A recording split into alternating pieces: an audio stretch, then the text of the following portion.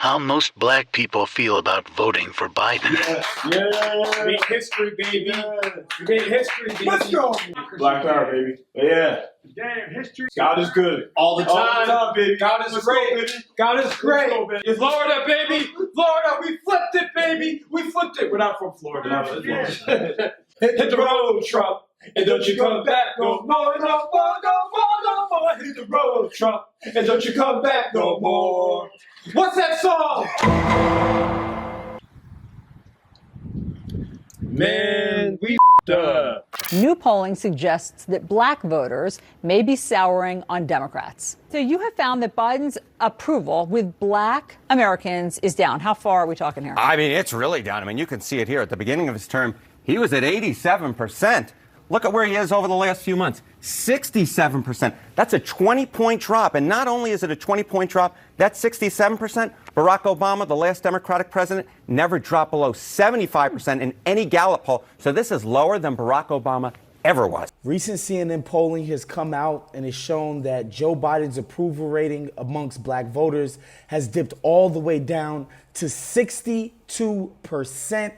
Which is an insane number when you consider his predecessor as Democratic president, Barack Obama, never dipped below 77. So at most points, it was in the 80s and 90s at its worst. Nadir, it was at 77. Joe's at 62 right now. In fact, according to Harry Anton of CNN, the Democrats have never gotten less than 75% of the black vote in any election this century. That's 20 freaking years where they could count on, at the very worst, 75% black support in all national elections, which is just an insanely high number for any demographic group and shows you how consequential black votes are to this Democratic Party coalition. There's no sense in having 40 years of Senate experience only to tell us that you can't whip 2 votes.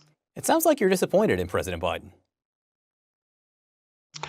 Yeah, I mean, to be honest, and especially on this issue and some other issues, we're not even having a conversation about police reform anymore, even though we had historic summers, a year of protests. So there's some other issues, but particularly when we're talking about voting rights, yes, we're disappointed. We did a whole summer and fall of protests outside the White House to get him to do more. And we want to be clear, the source of the problem is not Joe Biden.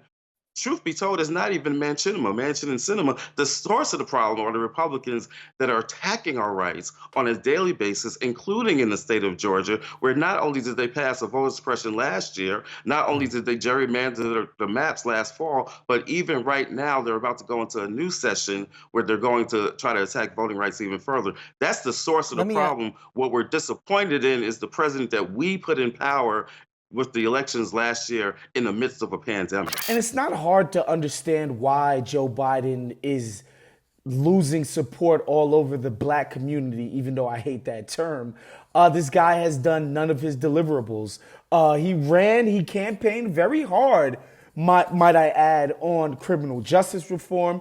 We've seen absolutely none of that. I think the number one thing that they sold to black voters more than anything else was this idea of John Lewis and the Voting Rights Act and keeping, the black people's right to vote alive. These guys have done absolutely nothing on the federal level as far as codifying and ensuring the right to vote of black people, while red states all over America are doing whatever they can to disenfranchise black people. So you campaign on one thing and you don't deliver at all. And I mean, it's obvious that black people in America would be catching on to this charade. And while I feel heartened that black people aren't supporting this crap right now and they could see through the of the Biden administration and how they sold them a bill of goods, what I would really, really hope for is that the masses of black people out there understand what's been going on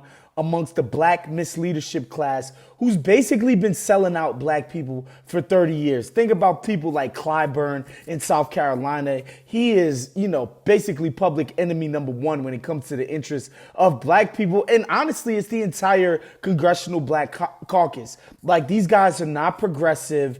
They never back anything that would challenge the capital power, be redistributive in basically the gains that our government provides. Like, these dudes are so pro-business, so corporate at every turn. They never do a single thing for the folks. And so I would hope that they would hold these guys into account. And to be clear, it's not just people in Congress or in the federal government that have failed these folks. It's many of the black leaders in the most prominent institutions in the community. You talk about the black churches that hold these voting drives and put people on buses to go vote for these jokers, HBCUs, fraternities, sororities, like all of these places where the black leadership class sort of congregate, and they make themselves basically the vanguards of black political thought and be like, we're these talented 10th Negroes. We're the ones who know best of what's going on. And they basically sell out the interests of the black masses and basically for their own interests. Like, these guys are elite.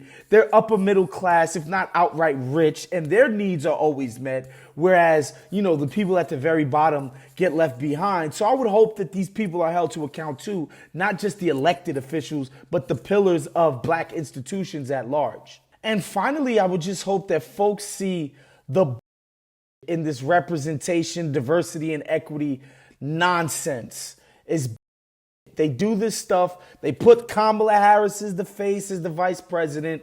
They'll make a black defense secretary, even though he came off the board of Raytheon. They will do all of this representation crap in lieu of giving anybody anything that will materially help their lives. So I would hope folks are catching on to why this is crap. We don't need it. And as a matter of fact, Democrats, keep your government, your staff, all of that as honky as you want.